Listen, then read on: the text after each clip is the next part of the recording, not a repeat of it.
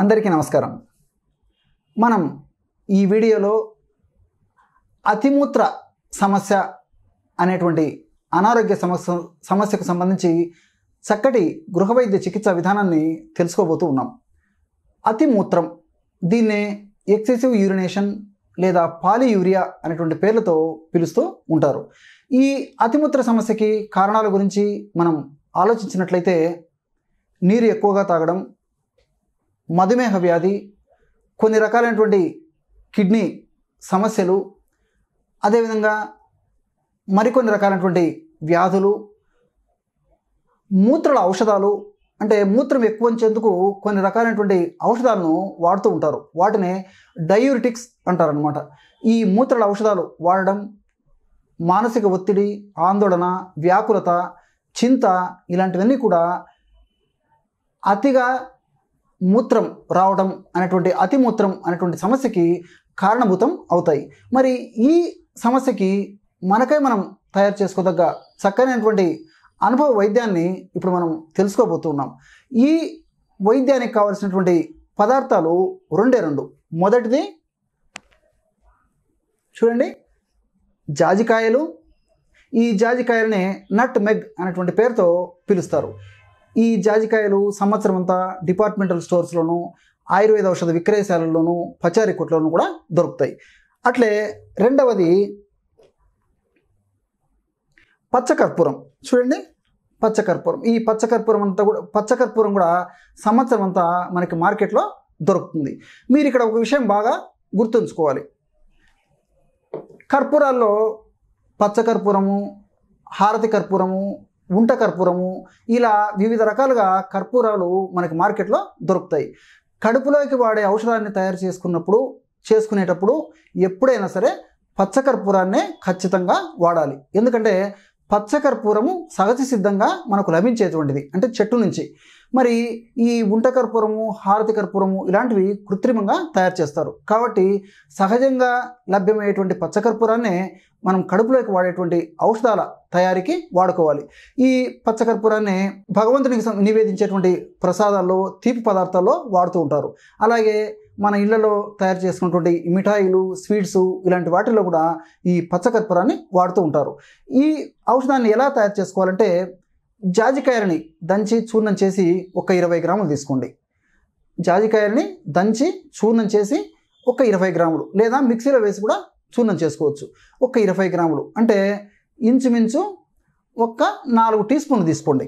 ఇంచుమించు అంటే 1 tea spoon 5 గ్రాములు అంటే 4 టీ స్పూన్లు, 4 5లు 20. కాబట్టి 4 టీ స్పూన్లు జాజికాయల పొడి తీసుకోవాలి. చూసారు కదా. అట్లే పచ్చకర్పూరాన్ని 1 గ్రాము ఆ చూర్ణం చేసి కలిపేసేయాలి. ఇంతే. జాజికాయల చూర్ణము 20 గ్రాములు, పచ్చకర్పూరం పొడి 1 గ్రాము.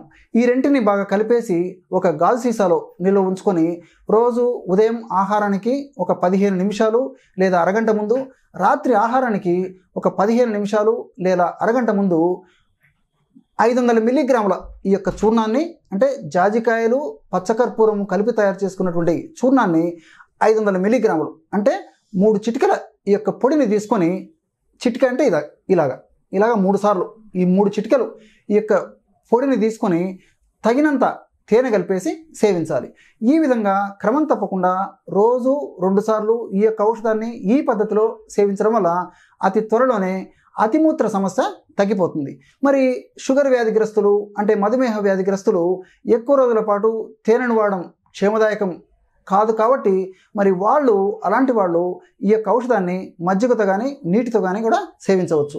ఈ విధంగా క్రమం తప్పకుండా కొన్నాళ్ల పాటు ఈ యొక్క ఔషధాన్ని సేవించడం వల్ల మూత్రాశయ కండరాలు దృఢత్వాన్ని సంతరించుకొని ఈ బ్లాడర్ ఏదైతే ఉందో ఆ బ్లాడర్ మంచి శక్తిని పుంజుకొని ఆ యొక్క సమస్య నుంచి బయటపడేందుకు మార్గం సుగమం అవుతుంది. అంతేకాకుండా పైసా ఖర్చు లేకుండా కూడా మరొక ఔషధాన్ని కూడా ఇప్పుడు మనం తెలుసుకోబోతున్నాం. ఆ ఔషధం ఏంటంటే మామిడి ఆకులు. భారతీయ సంస్కృతి సంప్రదాయాల్లో భాగంగా వివాహాలు, పండగలు, పబ్బాలు, శుభకార్యాలు ఇలాంటి సందర్భాలలో మరి మామిడి తోరణాలు మనం ఇంటికి కట్టడం ఒక ఆనవాయితీగా, ఆచారంగా వస్తూ ఉంది. మరి మామిడాకులు కట్టిన తర్వాత కొన్నాళ్లకు నిరర్థకంగా వాటిని వదిలేస్తూ ఉంటాం.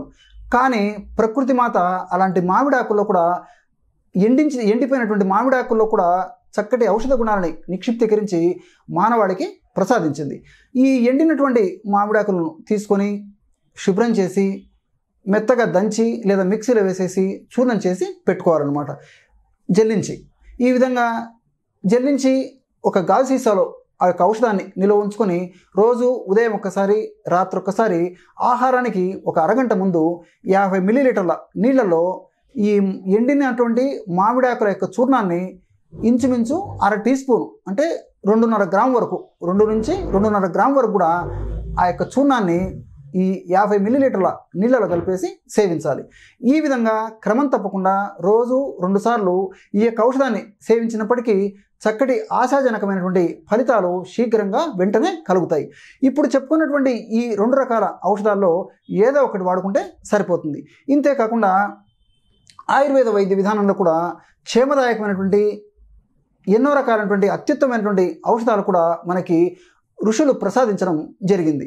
అందులో జంబువాసవ, జంబూ బీజ చూర్ణము ఇలాంటివి కూడా ఈ యొక్క అతిమూత్ర సమస్యకి చాలా చక్కగా ఉపయోగపడతాయి. బబ్బుల అరిష్ట ఇలాంటివన్నీ. ఉదాహరణకి జంబూ బీజ చూర్ణం. ఈ జంబూ బీజ చూర్ణం అంటే నేరేడు విత్తనాలతో తయారు చేసినటువంటి చూర్ణం. ఇది మనకి మార్కెట్లో జంబూ బీజ చూర్ణం అనేటువంటి పేరుతో దొరుకుతుంది. జంబూ బీజ చూర్ణం. ఈ యొక్క ఔషధాన్ని తెచ్చుకొని రోజు ఉదయం ఒక్కసారి, అదేవిధంగా రాత్రిపూట మరొకసారి ఆహారానికి ఒక అరగంట ముందు 50 మిల్లీలీటర్ల నుంచి 100 మిల్లీలీటర్ల నీళ్లు తీసుకొని అందులో ఒక 1/2 టీ స్పూను ఈ యొక్క ఔషధాన్ని కలిపేసి, అంటే జంబూ బీజ చూర్ణాన్ని కలిపేసి సేవించాలి. ఈ విధంగా సేవించినప్పటికీ చాలా చక్కటి ఫలితాలు, తృప్తికరమైన ఫలితాలు శీఘ్రంగా వెంటనే మనకు కనిపిస్తాయి. చూశారు కదా, ఈ యొక్క వీడియోలో అతిమూత్ర వ్యాధికి ఎటువంటి చక్కనైనటువంటి పరిష్కారాన్ని మనం తెలుసుకున్నాము. మరొక వీడియోలో మరొక అంశంతో మళ్ళీ కలుద్దాం. అంతవరకు నమస్కారం.